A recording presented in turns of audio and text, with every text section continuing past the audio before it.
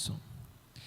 Amém. Boa noite, irmãos. A paz do Senhor Jesus sobre a sua vida. Você pode se assentar, a gente vai falar algo antes de lermos a palavra de Deus nessa noite.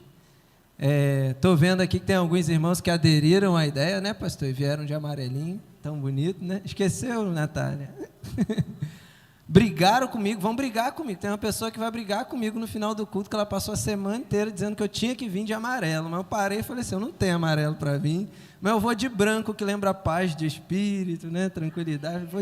Você está de creme, Natália, tá entre o amarelo e entre o branco, está meio termo aí, né? É uma alegria a gente poder estar sempre aqui compartilhando a respeito da palavra de Deus, mas principalmente nesse mês, nesse tema, que é um tema que eu sou fã de conversar, de falar, não pela parte negativa dos problemas que acarretam as doenças emocionais, como a gente fala, mas eu gosto muito da gente poder parar e observar a nossa vida sobre um ângulo diferente. É o que eu gostaria da gente trazer um pouco hoje nessa noite, da gente enxergar as áreas da nossa vida e perceber as atenções especiais que a gente precisa dar a cada área da nossa vida, né? Existe uma expressão hoje no meio da saúde, que há um tempo atrás, ela era de uma forma e ela recebeu uma palavrinha a mais, e eu vou falar sobre essa expressão para a gente entender, que é uma expressão onde a saúde, para lidar com o ser humano, com a pessoa, ela dizia que o atendimento que deveria ser feito com o indivíduo que chegasse até ela, deveria ser um atendimento biopsicossocial. A saúde, ao tempo, no decorrer do tempo, nem sempre foi assim. Por alguns momentos entendia-se que a gente, no decorrer da história, eu não tenho tempo de falar muito para a gente poder dedicar mais a palavra, mas nem sempre essa expressão que eu vou explicar sobre ela foi pensada dessa maneira.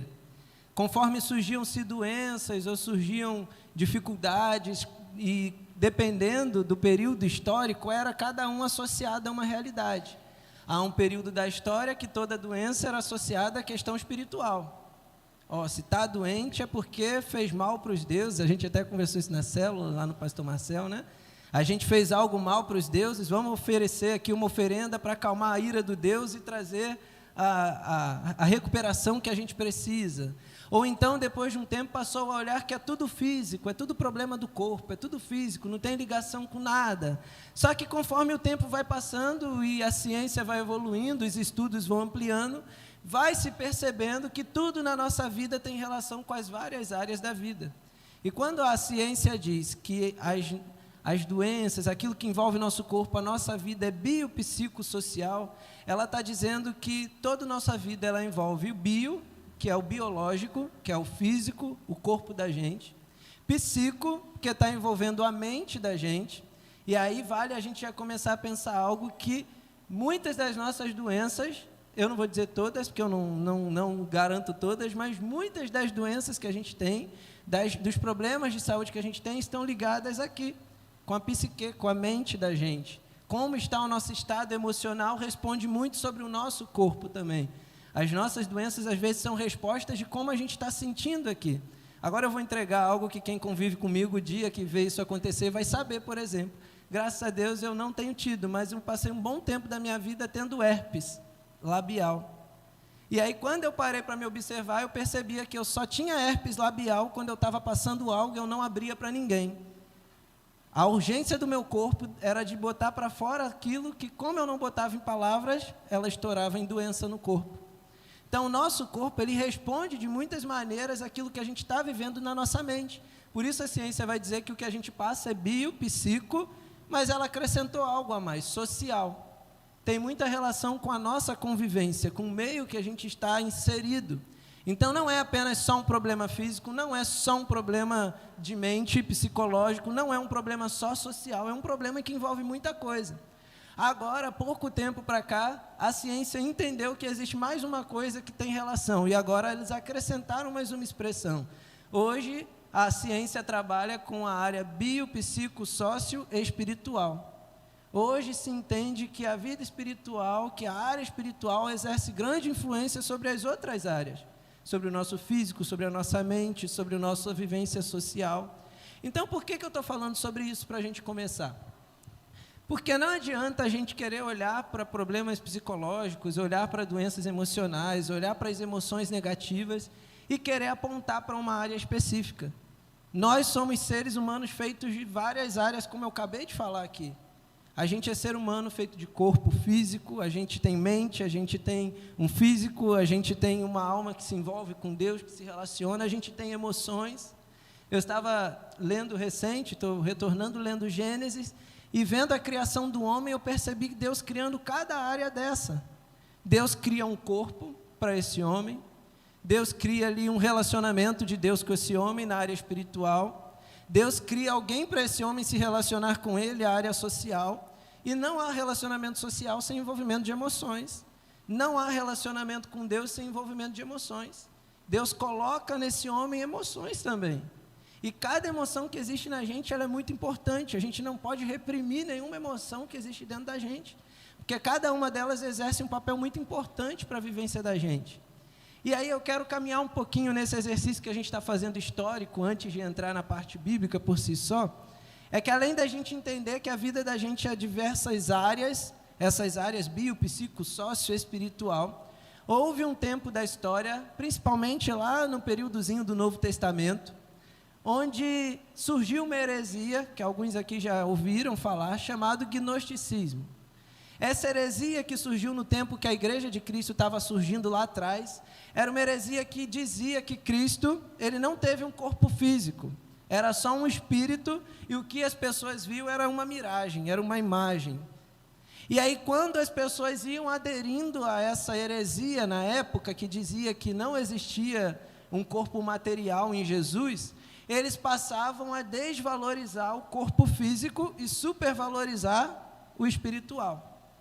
E aí percebam só que o tempo vai passando, o gnosticismo ficou de lado, mas a ideia do gnosticismo não ficou de lado. Diversas vezes na nossa vida a gente supervaloriza a área espiritual e a gente ignora o corpo. A gente ignora o nosso físico, a gente ignora as nossas emoções, a gente ignora a vivência social e a gente supervaloriza a área espiritual. E se formos passear calmamente olhando pela Bíblia, a gente não vai ver a área espiritual sendo supervalorizada, mas a gente vai ver Deus valorizando todas as áreas, porque Ele cria um ser humano completo. Eu não posso supervalorizar, e aqui eu não estou querendo dizer que a área espiritual não é a mais importante na vida da gente, eu quero dizer que às vezes a gente quer colocar a culpa espiritual em coisas que não são espirituais. E a gente vai ler uma história aqui que vai falar exatamente sobre isso. E essa ideia do gnosticismo, de que a matéria é ruim, o corpo pouco importa, Paulo já teve que brigar um pouco com isso, quando alguns irmãos lá em 1 Coríntios 15, falando sobre a ressurreição, estavam dizendo ali que o corpo não importa, porque ele vai ser ressuscitado, vai vir um novo corpo, então a gente pode fazer o que quiser com o corpo, não tem problema, o que importa é a alma, porque é a alma que vai subir. E em nenhum momento é isso que a Bíblia ensina para a gente. Jesus ensina a cuidar do corpo, a palavra de Deus ensina a cuidar do corpo, e a gente pode olhar a Bíblia com atenção e a gente vai ver uma preocupação com a nossa vida nesse formato integral. E dito essa introdução, para a gente poder entender um pouco aquilo que a gente vai conversar, hoje nós vamos num texto que você conhece muito, e é um texto que ganha meu coração quando se trata sobre emoções, e eu estudando esse texto ontem, eu passei quase a madrugada, boa parte lendo, e eu percebi tanto detalhe que eu nunca tinha visto em vários momentos que eu estudei esse texto, que é 1 Reis, capítulo 19. O famoso texto da fuga de Elias. É um texto que me fascina por perceber o cuidado que Deus desenvolve no momento de crise emocional que Elias estava vivendo. Nós conhecemos muito bem a história, antes desse fato acontecer, em 1 Reis, capítulo 19, versículo 1, tá? Perdão. 1 Reis, capítulo 19, versículo 1. Antes desse fato acontecer, que nós vamos estar lendo aqui, nós conhecemos a história de que Elias, ele vai até Acabe, e Elias tinha um ministério fervoroso, um ministério forte, semelhante ao de João Batista, ou melhor, João Batista semelhante ao de Elias, E a gente vê que Elias ia lá afrontar e atacar os pecados, as falhas do reino na época, principalmente de Acabe e Jezabel. E Elias vive um momento marcante no ministério dele, que é quando ele vai até lá, o Monte Carmelo, ele desafia os profetas de Baal, e ele sai vitorioso daquele momento. Depois que Elias sai vitorioso daquele momento, acontece um momento de crise na vida de Elias. Isso é muito interessante porque depois de momentos de grandes vitórias, de grandes batalhas, a gente sempre se encontra num momento de maior vulnerabilidade, onde vêm as crises, onde vêm os desafios, onde vêm os problemas numa intensidade um pouco maior. E nesse texto nós vamos ler a princípio do 1 ao 3, eu peço para você não fechar, porque nós vamos caminhar pelos textos, por esse capítulo aqui nessa noite. E nos diz assim, 1 Reis, capítulo 19, de 1 ao 3. Ora, Acabe contou a Jezabel tudo o que Elias tinha feito e como havia matado todos aqueles profetas à espada. Por isso, Jezabel mandou um mensageiro para Elias para lhe dizer: que os deuses me castiguem com todo rigor, se amanhã, nesta hora, eu não fizer com a sua vida o que você fez com a vida deles. Elias teve medo e fugiu para salvar a sua vida. Que o Senhor abençoe a sua palavra e tudo aquilo que nós vamos ler aqui ainda. Amém. Meus irmãos, a gente vai perceber aqui nesse momento algo acontecendo. Como eu já falei, Elias viveu aquele momento de glória, de vitória, né? Onde ele viu os profetas de Baal sendo derrotados e sendo envergonhados, o nome de Deus sendo ali exaltado naquele monte. E Elias sai daquele lugar e ele para um momento onde ele recebe um recado. Jezabel manda um mensageiro dizer: ó, daqui a pouquinho, nessa mesma hora, amanhã eu estou voltando e vou acabar com você. E o texto narra para a gente que Elias teve medo. Alguns textos vão dizer que ao ouvir isso, Elias foi tomado de pavor, de temor. E o primeiro fato que eu quero pontuar aqui para a gente é que todos nós estamos passivos de poder viver momentos ruins.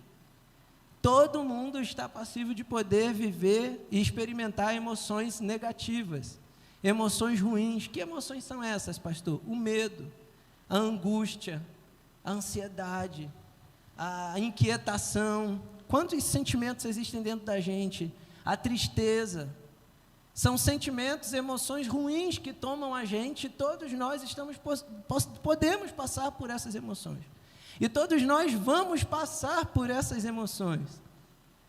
E quando a gente ignora emoções como essas, como a gente lança para o inimigo, ou lança para um lado negativo essas emoções e diz: isso é coisa do diabo, isso é coisa... Não é, porque quem colocou na gente foi Deus.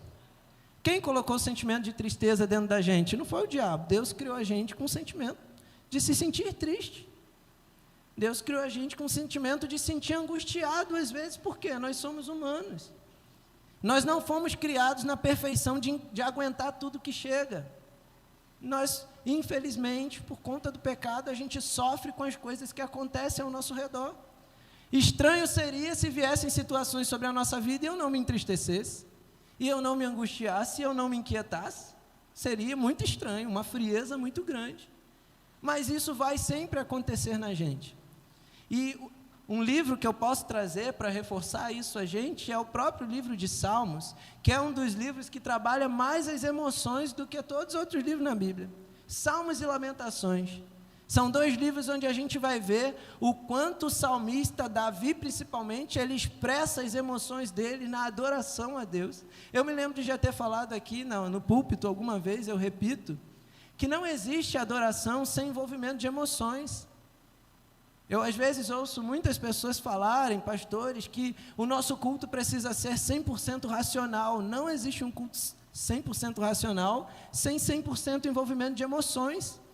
Porque a gente é ser humano feito de emoções. Eu adoro com as minhas emoções. Você não pode chegar aqui no templo e deixar na porta ali de fora a sua angústia. Porque o que você vai entregar para Deus aqui dentro? Vai ser uma mentira. Você está triste e você entrega aqui uma alegria. Você não está sendo verdadeiro na sua adoração. Você está angustiado e você entrega aqui está tudo bem na minha vida. Você não está sendo verdadeiro na sua adoração. O salmista, ele adora o Senhor em vários momentos no texto bíblico, vivendo os dilemas dele. E eu quero rapidamente falar alguns textos com a gente. Eu não vou pedir para você abrir para a gente ser bem rápido. Salmo 13, versículo 1 e 2, Davi fala assim: até quando, Senhor? Para sempre o Senhor se esquecerá de mim? Até quando o Senhor vai esconder o seu rosto a meu respeito? Até quando eu terei inquietações e tristezas no meu coração dia após dia? Olha, Davi está escrevendo um salmo para adorar o Senhor, e ele questiona Deus: Deus, por que eu estou vivendo esse momento de solidão? Até quando eu vou me sentir sozinho? Até quando essa tristeza vai ficar dominando meu coração? Olha, Davi, ele está adorando ao Senhor nesse momento.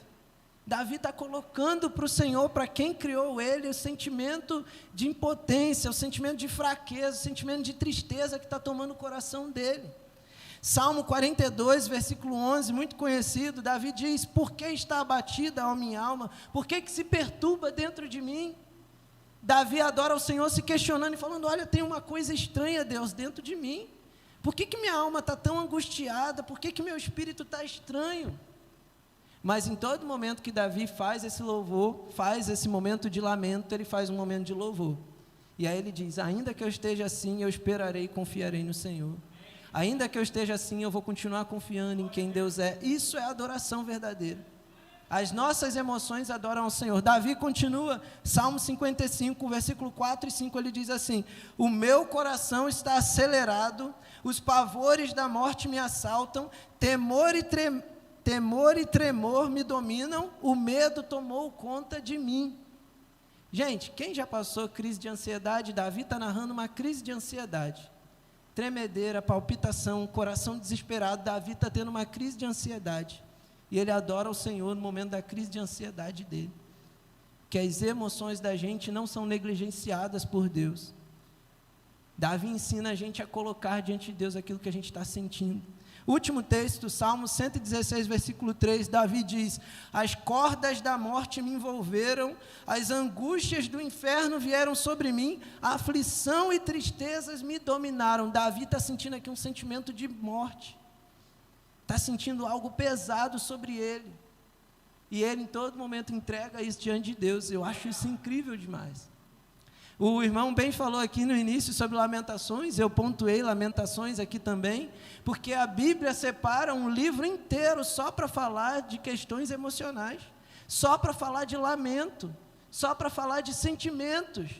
Jeremias está aqui na nossa Bíblia, as Lamentações de Jeremias estão aqui. Eu quero aproveitar para abrir um parênteses, para a gente pensar algo aqui, porque quando a gente às vezes lê Jeremias, ou pode ouvir falar de Jeremias, a gente chama Jeremias de chorão, a gente pode olhar para Jeremias e dizer: Jeremias é mó murmurador, Jeremias é um reclamador. Mas a gente precisa entender que existe uma diferença entre murmuração e lamento. Murmuração é quando eu fico falando meus problemas para os outros, é quando eu fico jogando minhas situações para o outro. Lamento é quando eu entrego para Deus. A gente precisa aprender a lamentar mais diante do Senhor. Isso não é chorar as migalhas, isso não é murmurar, isso é entregar para quem entende o que a gente está passando. Jeremias, Salmos, Davi, todos eles ensinam a gente que a gente precisa lançar diante de Deus. Deus não é alguém que vai ficar bravo com a gente se eu disser para Ele que eu estou triste. Deus não é alguém que vai negar a minha oração se eu disser para Ele que eu estou angustiado. Deus não é alguém que vai dizer assim: eu não vou ouvir sua oração. Se você chegar para Ele e dizer: Deus, eu estou com um sentimento dentro de mim que eu não sei explicar o que é. Tem algo me apertando, tem algo conturbando a minha mente, eu não sei. Deus quer ouvir isso da gente, porque Ele quer ouvir a sinceridade e a verdade, como se encontra no nosso coração. Eu falei aqui de homens bíblicos que viveram momentos ruins, emocionais. No Novo Testamento a gente vai também ver experiências de gente vivendo muito momento ruim, emocional. Paulo passa por um momento de tristeza terrível dentro da cadeia, e ele diz: eu estou sozinho, todo mundo me abandonou. Será que Paulo está feliz falando isso? Será que ele está falando isso com alegria? Eu estou aqui sozinho. Paulo fala em algum momento para Timóteo lá, eu já compartilhei esse fato também, né? Timóteo vivendo ali as crises emocionais dele. O estômago ruim de Timóteo indica muito que Timóteo estava vivendo seus momentos de crise emocionais, tanto que Paulo, ao escrever para ele, diz: Timóteo, não deixe você ser levado por um espírito de covardia, mas seja levado por um espírito de ousadia.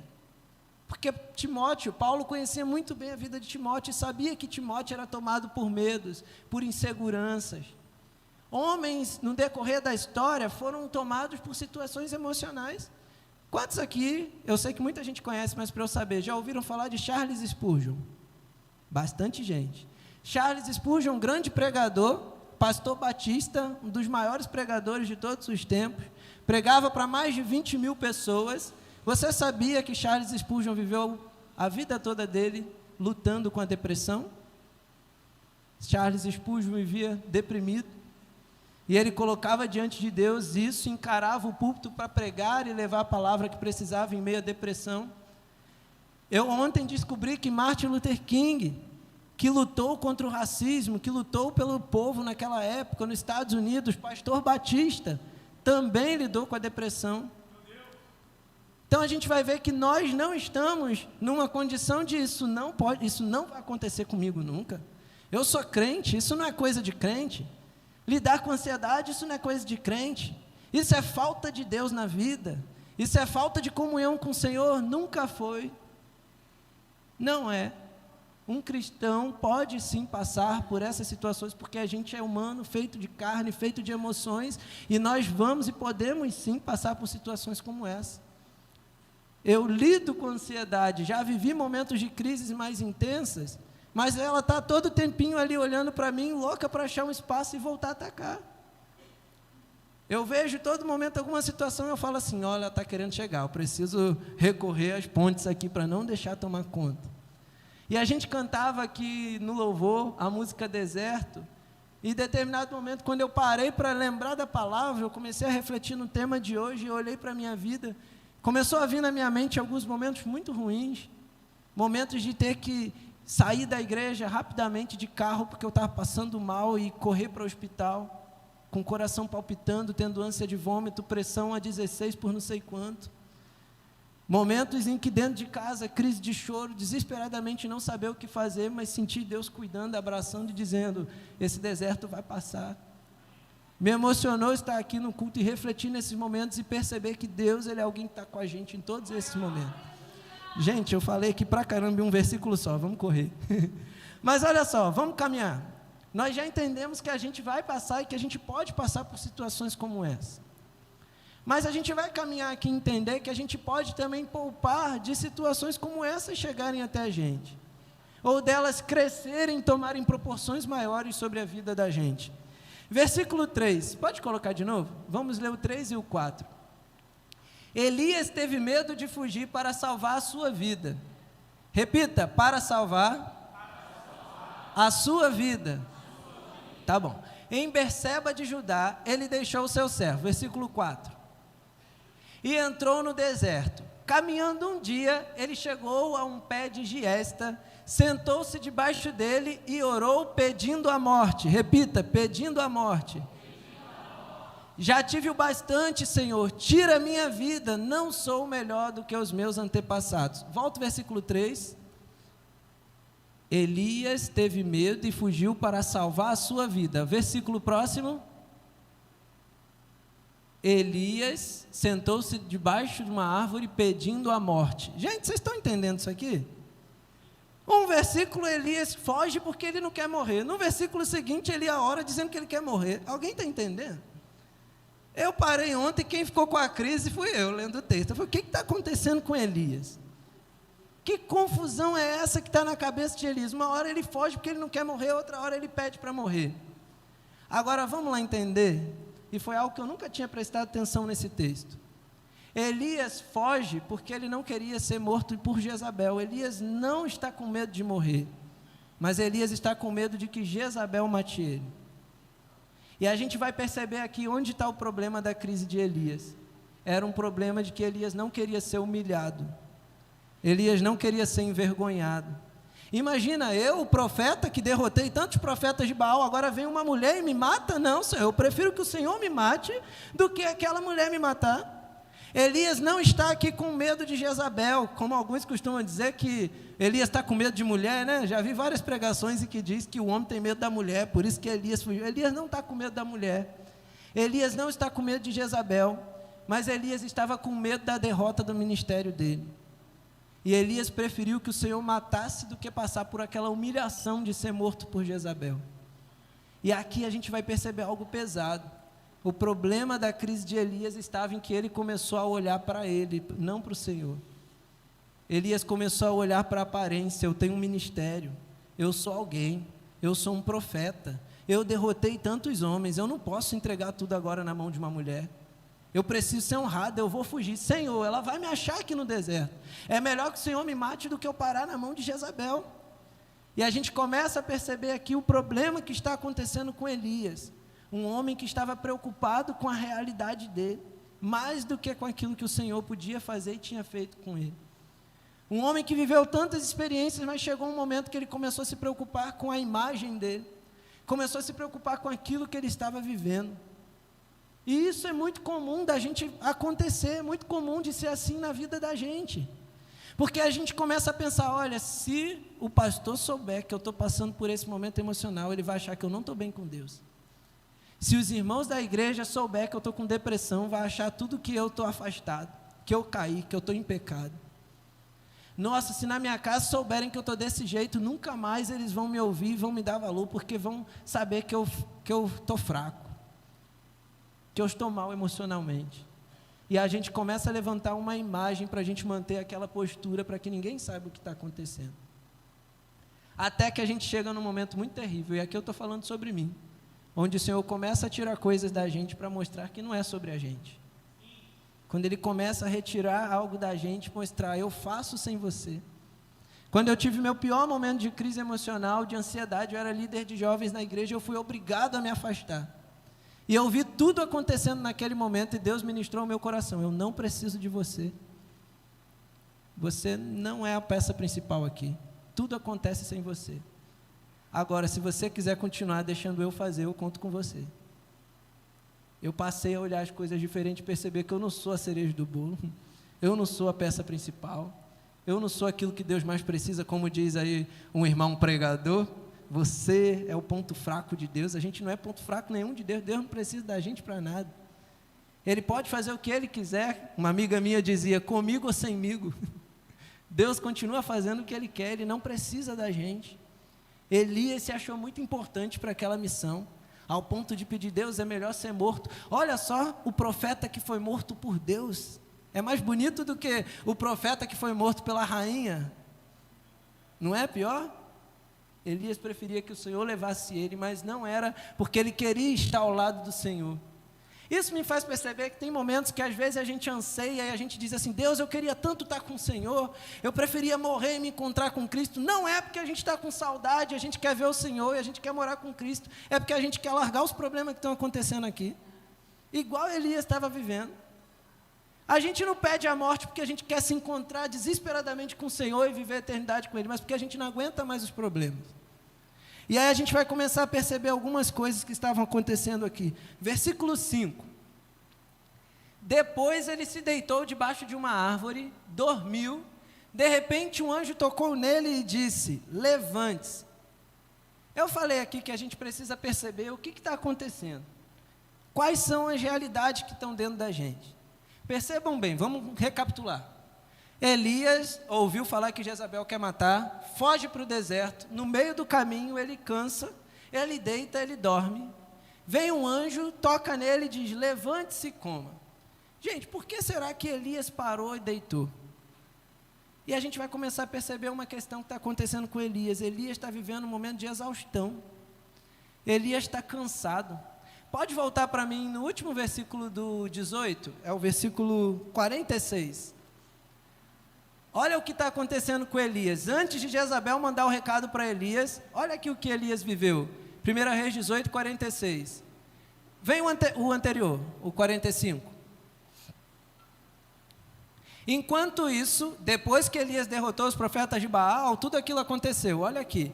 Enquanto isso, nuvens escuras apareceram no céu, começou a ventar muito forte e Acabe partiu de carro para Jezreel.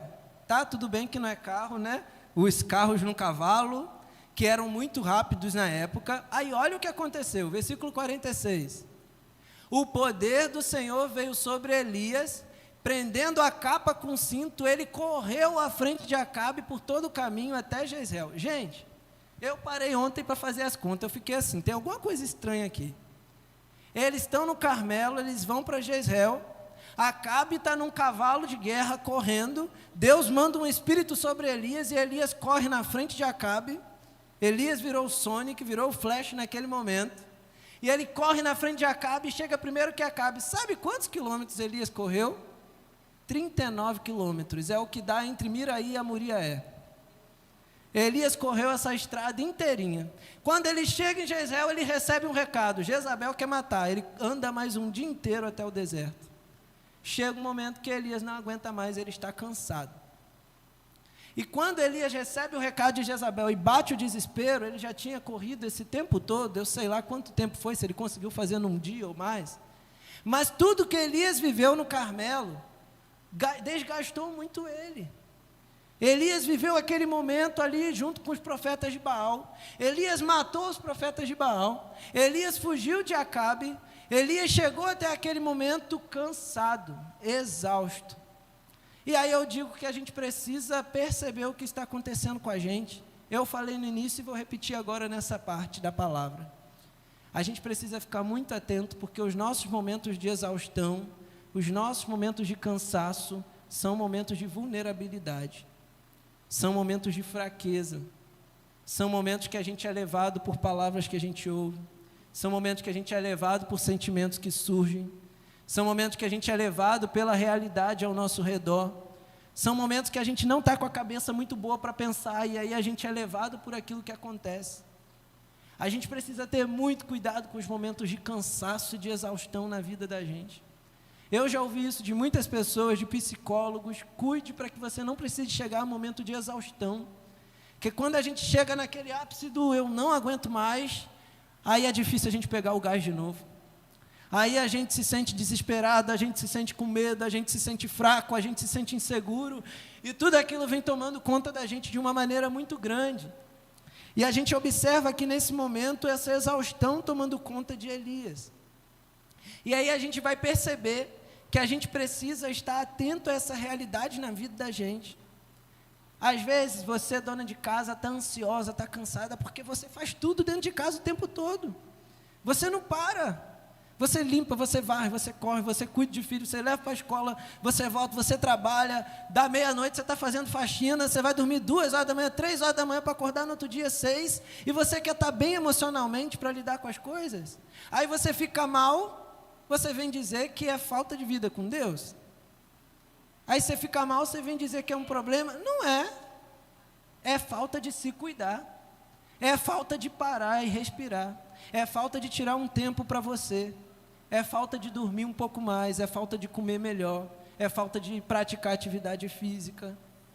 Tudo isso que Estevão está falando, eu já sentei numa mesa olhando para o psicólogo e ele falou tudo isso para mim. Você vai continuar mal enquanto você não cuidar da sua vida física, enquanto você não tiver vida social, enquanto você não fizer coisas para você, enquanto você não gastar tempo com você, você vai ficar mal.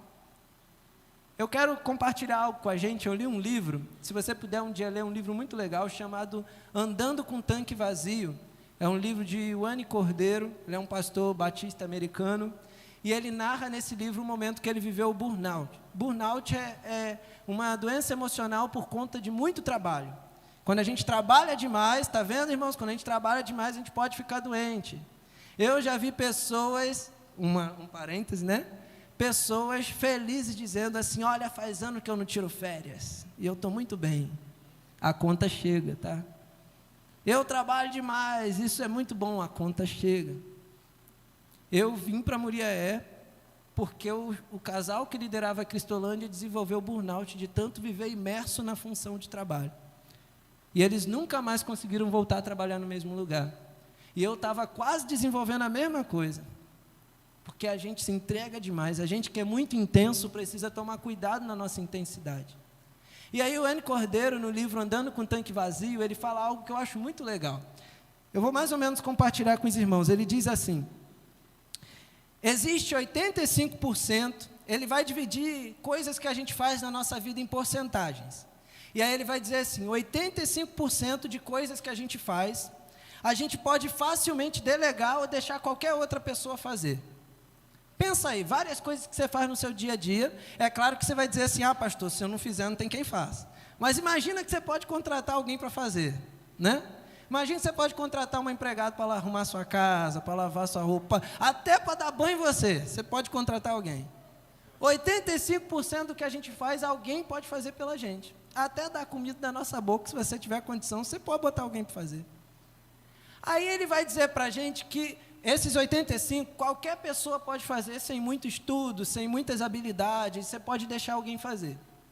Ele vai dizer que tem 10% de coisas que a gente faz, que aí são pessoas que precisam ter algum conhecimento, alguma habilidade, gente que tem que ser treinada, para desenvolver esses 10% de coisas que a gente faz. Aí você pode pensar que talvez seja uma função no seu trabalho, um ministério que você desenvolve, que não dá para deixar na mão de qualquer um, você precisa que alguém seja treinado, preparado. Esses são os 10%. E aí ele vai dizer assim, mas tem 5% que só você pode fazer. E aí ele começa a dizer, quais são os 5%? Por exemplo, seu relacionamento com Deus. Só você pode fazer. Não dá para delegar, não dá para ensinar ninguém a fazer. A convivência saudável e amorosa com a sua família. Não dá. Ninguém quer vir chamar outro para vir fazer o seu papel no seu lugar, né?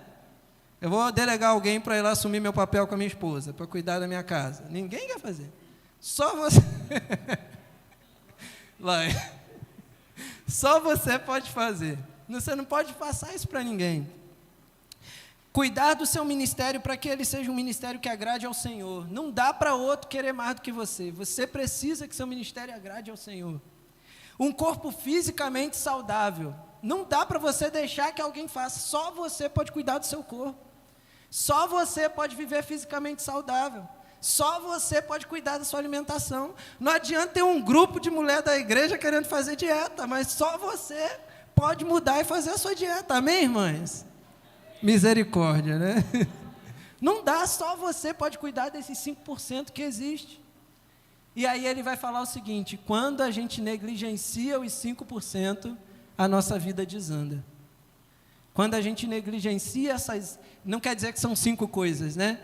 Mas quando a gente negligencia os 5% que só eu posso fazer, porque eu dou mais atenção aos 85%, aos 10%, achando que eu sou muito útil naquilo, o que de fato eu sou útil, eu deixo de fora, a nossa vida começa a dar problema. Percebam bem que Elias estava descuidando da saúde dele. Gente, que homem é esse? Que doideira. O homem correu 39 quilômetros e quando ouviu que a mulher queria matar ele, ele andou mais um dia inteiro. Suicídio isso aqui. O cara não estava nem aí preocupado para o físico dele, ele estava tão preocupado com a imagem, com a aparência, com a imagem de profeta que ele queria manter, que ele não se preocupou com o cuidado físico dele. Ele estava cansado, sobrecarregado, exausto. E a gente precisa parar e pensar que a gente tem que tomar cuidado com esses momentos na vida da gente. Agora vejam só, o texto, volta lá para a gente, versículo 5. Depois se deitou debaixo da árvore e dormiu. De repente um anjo tocou nele e disse, levante-se e coma. Olha só, Deus mandou um anjo para falar com Elias. O anjo não disse assim, para de palhaçada, Elias. O anjo não disse, isso aí é falta de vida comigo, Elias. O anjo não disse, isso aí é fraqueza, Elias. O anjo disse, vamos comer e deitar, é isso que você está precisando. E esse texto encanta meu coração por perceber que Deus é um Deus que Ele se compadece do momento que a gente está vivendo. Mesmo que a gente tenha vacilado e se gastado demais, mesmo que a gente tenha chegado à exaustão e ao cansaço, Deus é alguém que quer que a gente pare, coma, deite, descanse. A primeira coisa que Deus pediu de Elias não foi, Elias, ajoelha teu joelho e ora agora. Deus falou, Elias, se alimenta e come, é isso que você está precisando agora. E aqui vale a gente pensar, não, vou falar um pouquinho mais à frente. Pode seguir o próximo versículo? Elias olhou ao redor e ali junto da sua cabeça havia um pão assado sobre brasas quentes e um jarro de água. Elias comeu, bebeu, deitou-se e dormiu de novo. Era tudo que Elias precisava fazer. Elias só precisava disso naquele momento. Aí, olha só o que vem aí, 7. O anjo do Senhor voltou, tocou nele e disse, levante-se e coma, pois a sua viagem será muito longa. Aí, gente, a gente vai chegar numa coisa, Deus tem limite. Comeu, bebeu, meu filho, dormiu, vamos embora. A vida não pode parar, levanta, continua. Deus, Ele se compadece da gente, mas Ele não quer que a gente viva, coitadinho, agora eu só vou ficar deitado, comendo, bebendo, que é o que Deus quer. Não. Comeu, bebeu, descansou, recuperou, pegou energia, vamos voltar que a viagem é longa. A gente tem coisa para fazer. A gente tem que ir para algum lugar. Próximo versículo. Então ele se levantou, comeu, bebeu, fortalecido com a comida. Repita, fortalecido com aquela comida. Ok. Viajou 40 dias e 40 noites até chegar a Horebe, o monte de Deus. Esse texto aqui me chamou a atenção no detalhe quando o autor nos diz que fortalecido com aquela comida. Meus irmãos, a gente precisa entender que a gente tem que tomar o remédio certo para o problema certo. Qual era o problema de Elias? Cansaço, exaustão, fome. Qual é o remédio que Elias precisava? Descansar e comer. Às vezes a gente não está aguentando mais. Qual é o remédio que eu invento? Arrumar trabalho. A gente está cansado, se sentindo sozinho. Qual é o remédio que eu procuro? Eu me isolo mais. Eu estou com fome, eu estou cansado, e o que eu faço? Eu continuo com fome, cansado. A gente tem que entender, buscar o remédio certo para o problema certo. O problema de Elias aqui não estava sendo um problema de falta de vida com Deus, porque até então Elias viveu um momento grande com Deus. O anjo do Senhor vinha falar com Elias o tempo todo. O problema de Elias era um problema de autocuidado. O problema de Elias era um problema de olhar para as áreas da vida dele. O problema de Elias era, ele precisava comer. Depois daquela comida, ele se fortaleceu. O que você está precisando para fortalecer? Você precisa parar e pensar, é comer? Se alimente melhor. É descansar? Descanse. É buscar mais a Deus? Busca a Deus. É ter relacionamento saudável? Busca relacionamento saudável. Agora, busca o remédio certo para o problema certo. Você está vivendo ao lado de gente que só está te fazendo mal, e você continua vivendo com aquela gente que está te fazendo mal, e você questiona o Senhor, por que eu estou vivendo isso? Remédio errado. Vai buscar o remédio certo, busca convivência boa, busca amizade boa, busca relacionamento bom. Então Elias, naquele momento, ele foi fortalecido pelo remédio certo no momento certo. Vamos caminhar mais, porque eu estou vendo aqui vai dar 9, mas falta pouco. Ali Elias entrou na caverna e passou a noite. Gente, nós conhecemos a história de Elias no seguinte ponto. Elias fugiu de Jezabel e foi para a caverna, não é? Esse pedaço todo que eu passei aqui, quase uma hora falando, a gente ignora ele. E foi um momento muito importante para Deus gerar no coração de Elias a palavra que ele queria trazer para ele. Todo o propósito de Elias ir para o deserto é Deus guiando Elias até o deserto para falar o coração dele. Deus guia Elias até aquele lugar para poder reposicionar a vida de Elias. E nesse momento Elias chega na caverna. E aqui eu tenho certeza que você, como eu, já leu esse texto muito errado várias vezes. Olha o que o texto diz. Ali Elias entrou numa caverna, passou a noite, e a palavra do Senhor veio a ele. Você pode ler o que o Senhor disse? 1, 2, 3. Tenho certeza que você já leu esse versículo dizendo assim, aí Deus foi e perguntou para Elias, o que você está fazendo aí? Quando na verdade o que Deus pergunta para Elias é, o que você está fazendo aqui? Aula de português, aí é quando você está lá, aqui é quando eu estou do lado, Deus está dentro da caverna com Elias. Deus não está como alguém que aponta para Elias e diz, o que você está fazendo aí? Por que você está aí nesse lugar? Por que você está vivendo desse jeito? Deus é alguém que está dentro da caverna e diz, Elias, por que você está aqui comigo? Eu estou aqui do seu lado, mas por que você está aqui? Não é hora da gente sair desse lugar? Mas olha só, Elias passou a noite, Deus ainda deixou Elias passar uma noite inteira dentro da caverna, mas ele disse, agora acabou, Elias. Agora vamos sair daqui, eu passei essa noite toda com você nesse tempo difícil. Eu estive com você nessa caverna a noite todinha. As cavernas que a gente passa, glória a Deus, porque Ele passa com a gente todo o tempo. Por mais difícil que seja, Ele está do nosso lado, Ele não está como um acusador. Porque o acusador está com o dedo apontado e dizendo, o que você está fazendo aí, você não é crente? O que você está fazendo aí, você não é o líder? O que você está fazendo aí, você não anda com a Bíblia debaixo do braço? Mas Deus, Ele não é o acusador. Ele pergunta a gente, por que você está aqui comigo nesse momento? Não é hora da gente sair daqui? Não é hora da gente experimentar algo diferente? Aí Deus faz um convite para Elias, vamos ali fora dar uma olhada em algo? Aí vamos para lá, vamos sair da caverna agora. Próximo versículo. Ele respondeu, Elias respondeu ao Senhor, né? Olha Deus, eu tenho sido muito zeloso pelo Senhor, o Deus dos exércitos. Os israelitas rejeitaram a tua aliança, quebraram os teus altares, mataram os profetas, eu sou o único que sobrou, e agora eles estão procurando me matar também. Problema de Elias lá do início, preocupado com a aparência. Deus, eu sempre honrei o Senhor. Todo mundo negou, todo mundo fugiu. Eu estou aqui e eu estou passando por isso. São os questionamentos que a gente faz, né? Deus, por que comigo? Por que eu? Por que na minha casa? Por que na minha família? Mas o que Deus queria tratar não era sobre Elias, era o que Deus queria fazer através de Elias, apesar de Elias. E aí Deus leva Elias para fora. Vamos lá, 11. O Senhor lhe disse: saia, fique no monte na presença do Senhor, pois o Senhor vai passar. Então veio um vento muito forte, separou as rochas, separou os montes, esmigalhou as rochas diante do Senhor, mas o Senhor não estava naquele vento. Depois do vento houve um terremoto, mas o Senhor não estava no terremoto. Pode seguir. Depois do terremoto houve um fogo, mas o Senhor não estava no fogo. Depois do fogo houve um murmúrio de uma brisa suave. Pode seguir.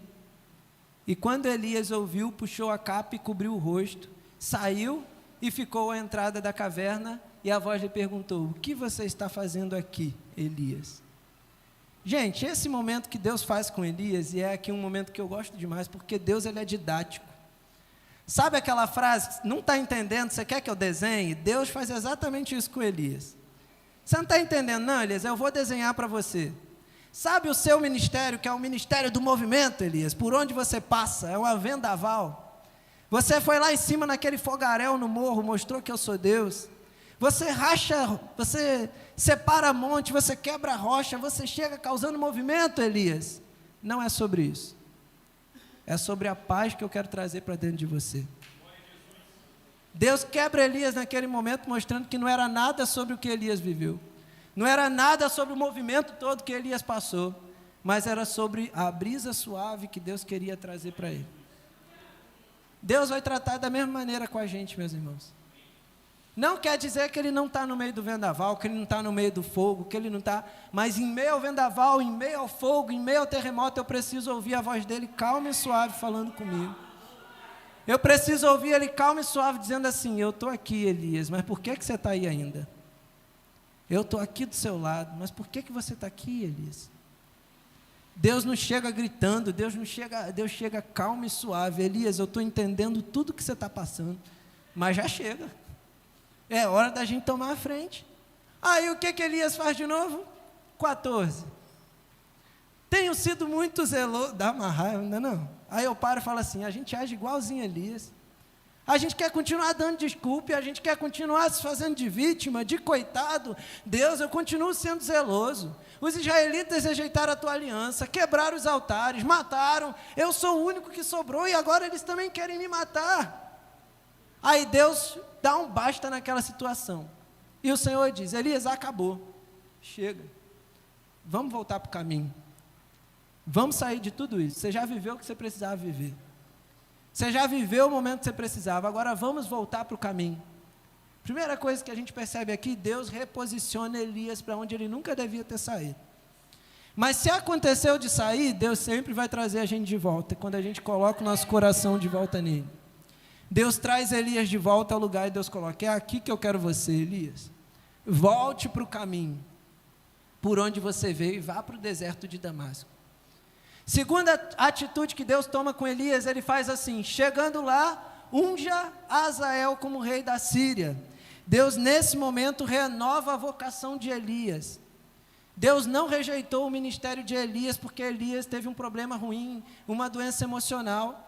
Elias continuava sendo importante para o ministério, Elias continuava sendo profeta, Elias continuava sendo alguém usado por Deus. Ele só estava vivendo um dia mau, ele só estava vivendo um dia meio chuvoso, só estava um pouco nublado, mas o sol começa a abrir novamente. Aí Deus fala: olha, volta para o caminho, reposiciona a visão de Elias, reposiciona o ministério de Elias, volta, você é profeta, vai lá ungir, que eu estou precisando de um rei naquele lugar.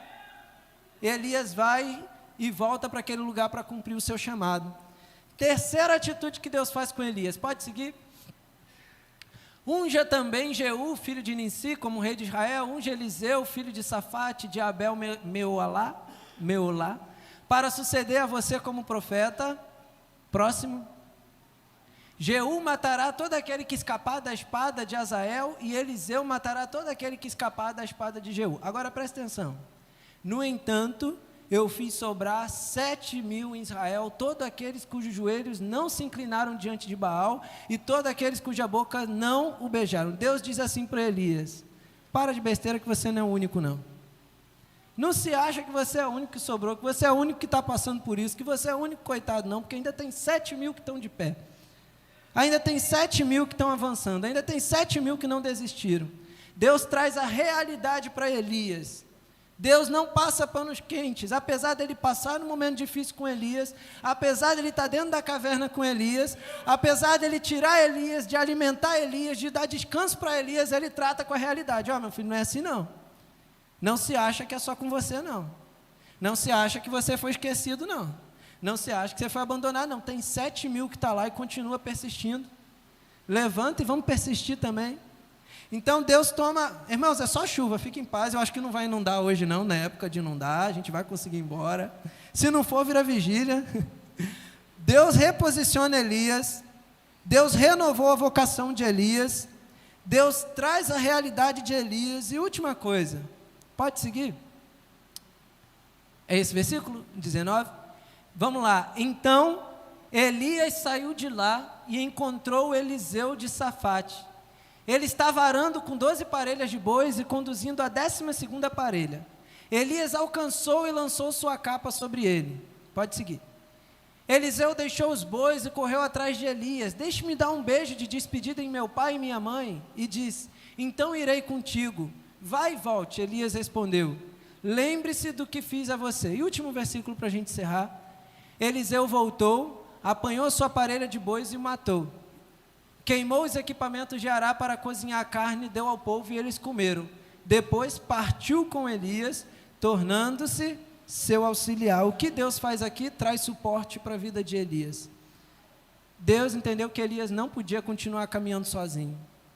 Deus entendeu que Elias se tornou frágil demais depois daquele momento emocional. Deus percebeu: Elias, você não pode continuar caminhando sozinho, eu vou botar Eliseu do teu lado.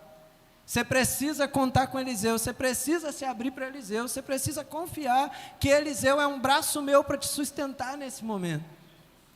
E aqui, nesse momento, Deus restaura, Deus renova, Deus coloca, reposiciona Elias de onde ele nunca devia ter saído. Irmãos, eu quero encerrar aqui a minha palavra falando sobre algo. Se o pessoal puder vir já, que a gente combinou. Eu quero encerrar falando sobre algo. Elias passou por alguns lugares nessa história. Elias esteve lá no Monte Carmelo, lembram?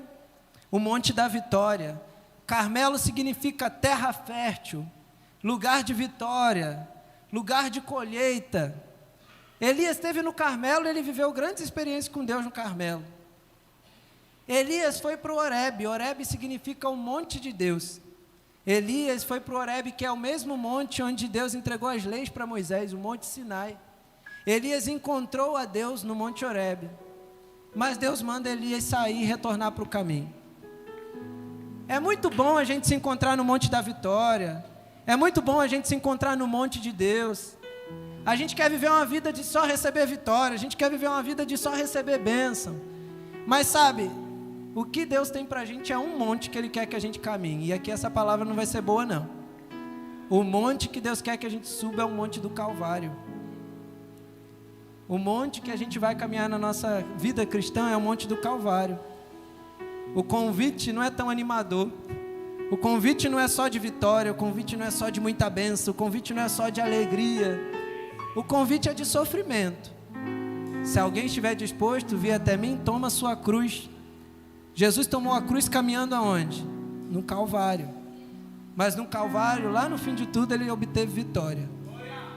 Pode ser que a gente não experimente a vitória que a gente espera aqui, mas depois da glória, depois da morte, a gente vai experimentar aquilo.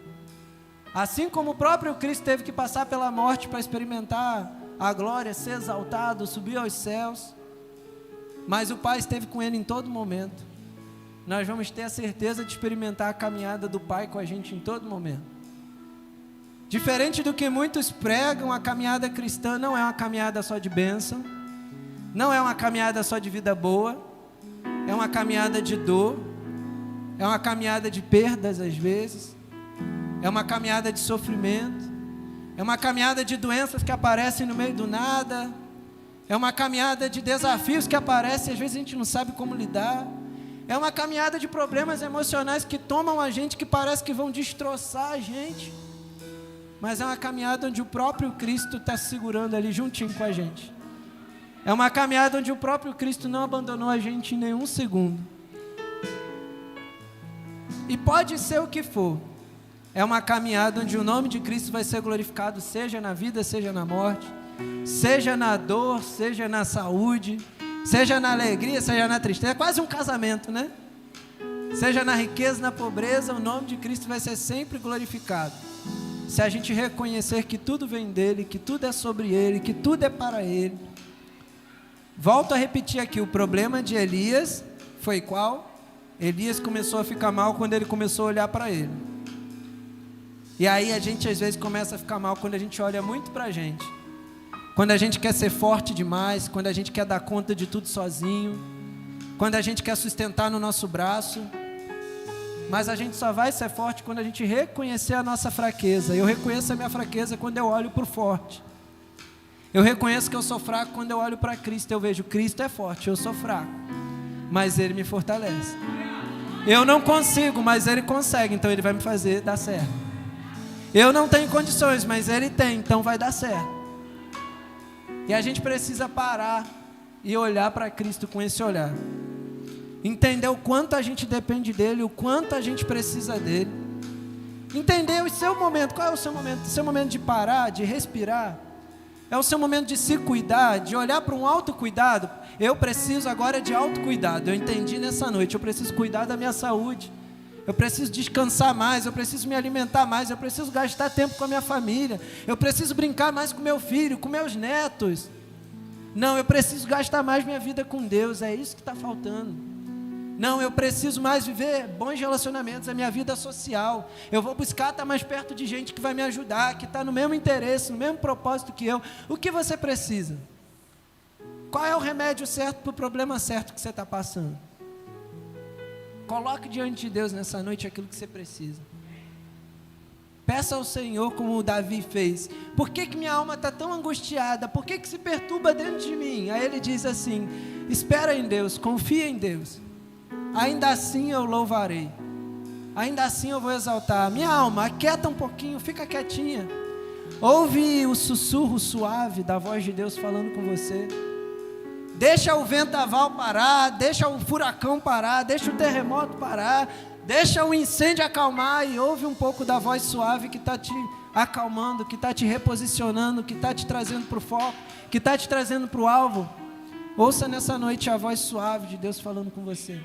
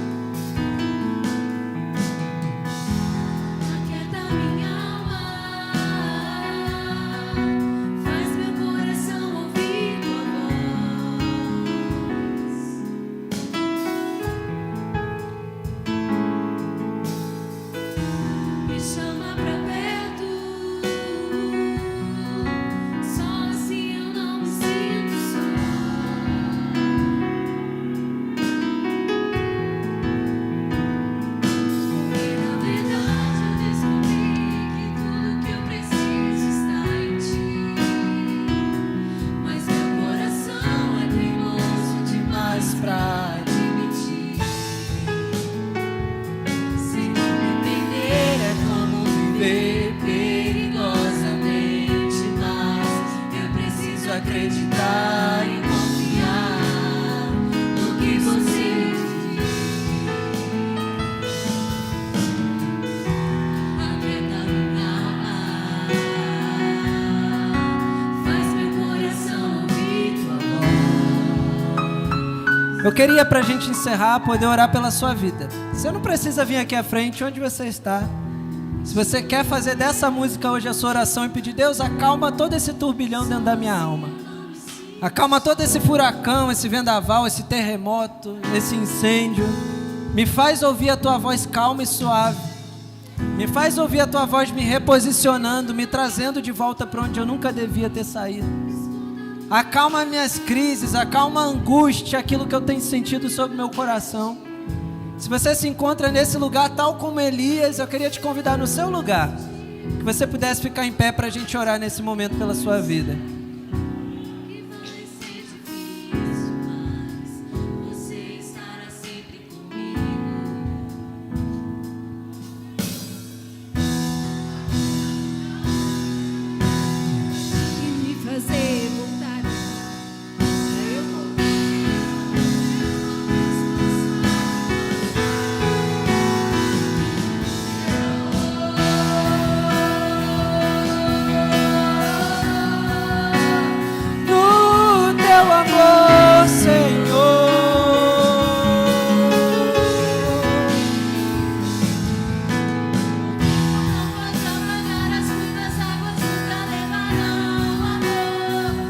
Você sente por mim, eu sei que tudo vai se cumprir.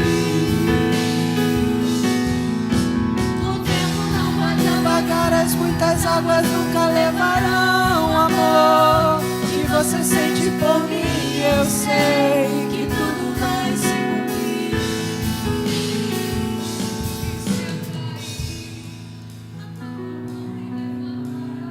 E se eu chorar? E se eu chorar, toda lágrima você enxugará. E se eu cair, a tua mão me levantará. E se eu chorar, toda lágrima você enxugará.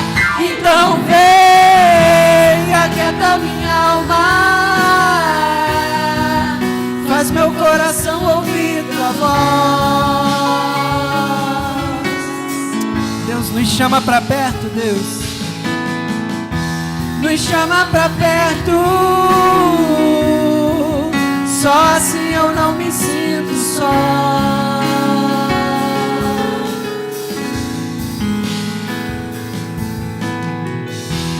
Aquieta minha alma.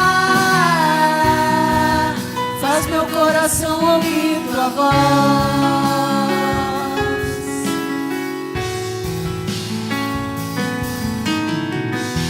me chama pra perto.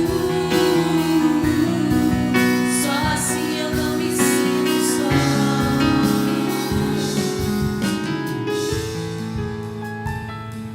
Deus, nós te agradecemos, Pai, porque o Senhor não nos deixa só, Deus. Seja no momento mais difícil, seja no dia mais turbulento, seja nos dias onde o terremoto parece muito grande, o furacão parece tomar conta, o incêndio parece tomar o nosso coração, a nossa mente. Mas obrigado porque o Senhor continua ali como esteve com Elias. Obrigado porque nos dias onde a gente foge, a gente corre de tantas realidades e a gente entra dentro da caverna, o Senhor está ali dentro da caverna conosco. Obrigado porque o Senhor, Deus, é um Deus que não está aquém, não negligencia o que a gente tem passado ou sentindo, mas o Senhor se importa com a gente, o Senhor se importa com as nossas emoções, o Senhor se importa com aquilo que a gente tem sentido. Por isso eu quero pedir, Pai, nessa noite, ministra, Deus, a cura, Deus, sobre o emocional dos teus servos aqui, Deus. Ministra a cura sobre o coração, nas inquietações, traga a tua paz. A paz que excede todo entendimento possa inundar os corações presentes nessa noite, Deus. Que a gente possa nessa noite sair daqui entendendo, Pai, o quanto nós precisamos de Ti. Entendendo que não é nada sobre nós, sobre as nossas condições, sobre a nossa força, mas sobre o poder que vem do Senhor, Pai. Nos leve, Deus, a viver uma vida, Deus, reposicionada diante de Ti. Uma vida que reconhece quem é o Senhor e o que o Senhor pode fazer e que tem feito e continuará fazendo, Pai. Receba o nosso coração nessa noite. Traga paz àqueles que precisam. Traga, Deus, tranquilidade àqueles que precisam. Traga descanso para quem tem precisado descansar, para quem tem se sentido exausto, Deus. Traga um renovo da tua parte sobre a vida dos teus servos, Pai. Só peço que não nos deixe caminhar sem o Senhor. Não nos deixe seguir sem Ti, Deus. Mas cuide de nós onde quer que a gente precise, nas áreas que a gente precisa, para que a gente possa continuar vivendo, Deus, de forma a honrar e glorificar o Teu nome. Nós oramos e agradecemos a Ti, em nome de Cristo Jesus. Amém.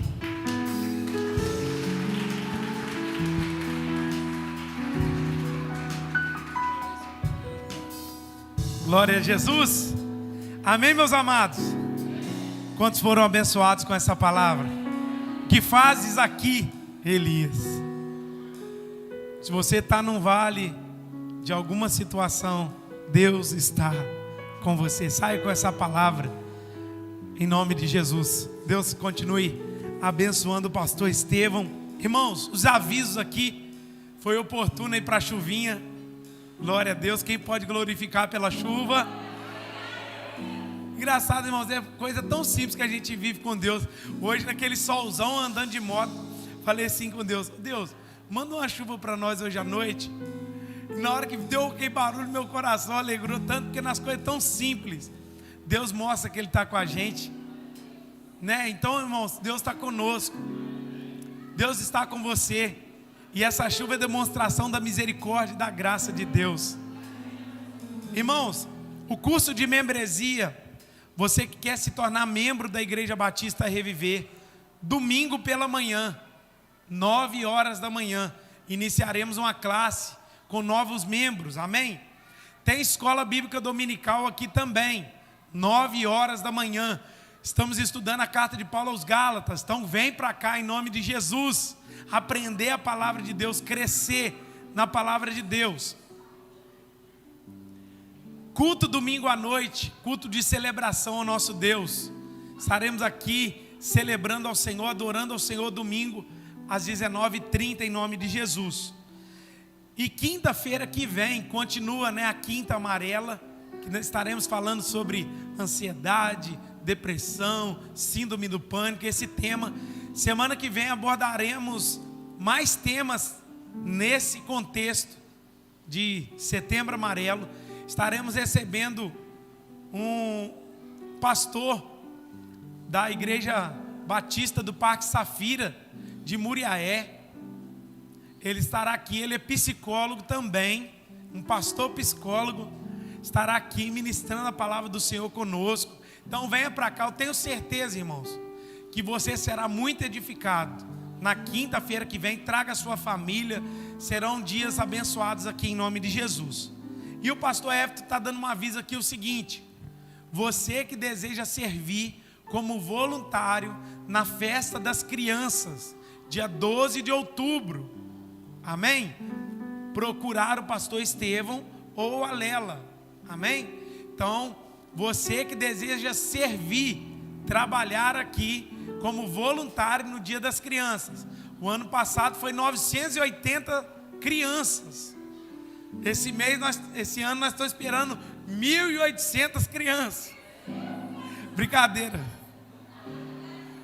Mas nós precisamos de voluntários. Em nome de Jesus, vem para cá trabalhar conosco. Servir cachorro quente, fazer desenho, trabalhar no pula-pula, né, Gabriel? Gabriel era líder de pula-pula ano passado. Então cada um aí está convocado. Você que deseja trabalhar, corre para cá em nome de Jesus, amém? Faça assim com as suas mãos.